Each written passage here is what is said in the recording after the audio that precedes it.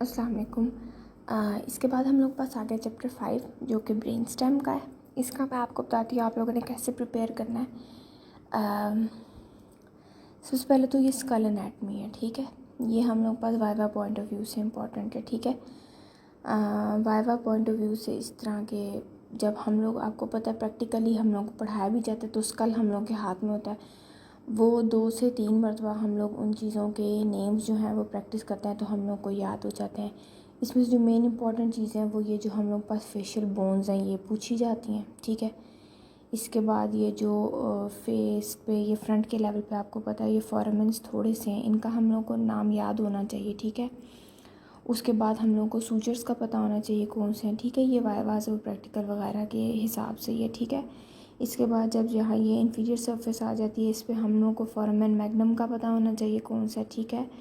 Jugular foramen का हम लोग को पता होना चाहिए, ये पूछ लिया जाता है। ये जो मोस्टली आस्क्ड क्वेश्चंस है ना मैं उनका बता रही हूँ आपको कि ये चीज़ें इंपॉर्टेंट हैं और ये पूछी जाती हैं, ठीक है। फोरामेन ओवेल का पूछा जाता है। इसके बाद जो है ना वो हम लोग को स्टाइलॉइड प्रोसेस का पता होना चाहिए, मेस्टॉइड प्रोसेस का पता होना चाहिए, ठीक है। ये मोस्ट आस्क्ड क्वेश्चन है, ठीक है। इसके अलावा भी हम लोग को चीज़ें जो है वो याद हो जाती हैं जब हम लोग स्कल हम लोग के हाथ में होता है और हम लोग 2-3 बार ये चीज़ प्रैक्टिस करते हैं, ठीक है।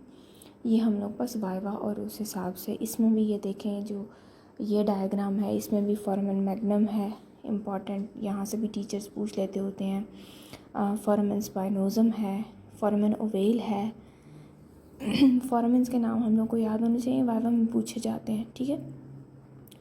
अब नेक्स्ट जो हम लोगों के पास इम्पॉर्टेंट चीज़ें हैं जो कि इस चैप्टर में से हम लोगों ने करनी है पेपर पॉइंट ऑफ व्यू से, उसमें ये इंट्रोडक्शन टू ब्रेन स्टेम आ जाता है। ये तो जस्ट रीड के लिए। इसके बाद जब इसके 3 पॉइंट्स हम लोगों के पास आते हैं, मेडुला ऑब्लोंगेटा है, ठीक है। ये आप लोगों ने पढ़ लिया इंट्रोडक्टरी लिहाज से कि क्या है इसमें, क्या क्या चीज़ें होंगी। मतलब है कि याद होने के लिहाज से पढ़ना है, ऐसा नहीं कि जस्ट गो थ्रू कर लिया, ठीक है।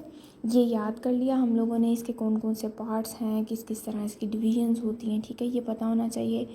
इंटरनल स्ट्रक्चर्स वाली चीज़ आ जाती है, ठीक है। इंटरनल स्ट्रक्चर्स आप यहाँ तक करें ना लेवल ऑफ पिरामिड डेकोरेशन से पहले, ठीक है।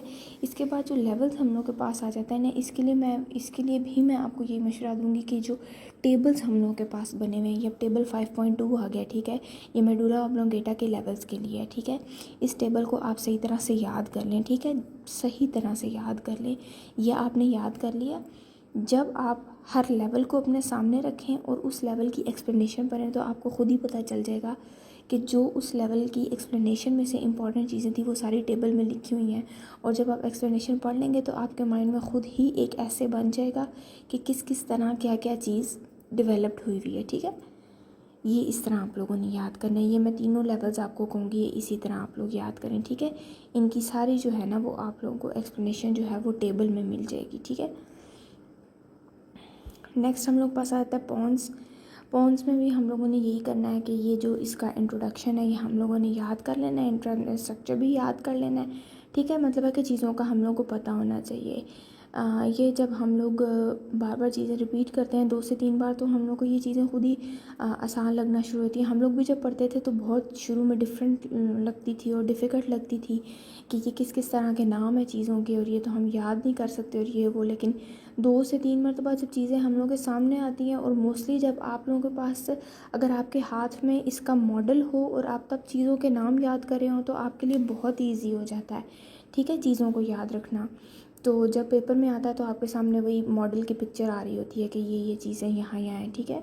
इसके बाद इसमें भी ये जो ट्रांसफ़र सेक्शन आ गया है इसका भी मैं आपको यही कहूँगी कि ये टेबल 5.3 है, ये आप सही तरह याद करें। Nuclei, motor track, sensory track, इसमें जो जो टर्मिनोलॉजीज़ दी हुई हैं ये आप लोग सही तरह से याद करें, अपने माइंड में बिठाएं ये। उसके बाद ये टेबल अपने सामने रखें और इनकी एक्सप्लेनेशन पढ़ें तो आपको बहुत ही आराम से याद हो जाएगी, ठीक है। इसी तरह मिड ब्रेन को भी आप लोगों ने इसी तरह कर लेना है, ठीक है।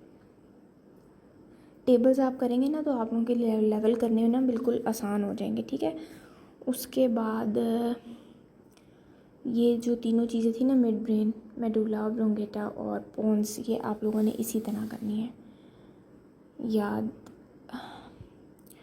और इसके बाद जो है वो क्लिनिकल पॉइंट ऑफ व्यू से हम लोग के पास वेबर सिंड्रोम भी इम्पॉर्टेंट है, बेनेडिक्ट सिंड्रोम भी इम्पॉर्टेंट है। ये क्लिनिकल पॉइंट ऑफ व्यू से जब हम लोग क्लिनिकल प्रैक्टिस में आते हैं उस लिहाज से आपको बता रही हूँ। चैप्टर प्रिपेयर करने के बाद एंड में आपने की कंसेप्ट लाजमी पढ़ लेना है और MCQs भी एक दफ़ा जो है ना वो सॉल्व कर लेने हैं, ठीक है। ये MCQs इस तरह के होते हैं कि हम लोग एक मरतबा सॉल्व करें ना तो हम लोग को याद हो जाते हैं। तो पेपर से पहले ना लाजमी इनको एक मरतबा देख लिया जाए। आप लोगों के पास तो बुक अगर हार्ड कॉपी में है तो वो आप लोगों ने MCQs मार्क किए हुए हों तो पेपर से पहले तो जस्ट गो थ्रू करने में जो है वो 1 मिनट लगता है और आपकी फिर काफ़ी हेल्प हो जाती है।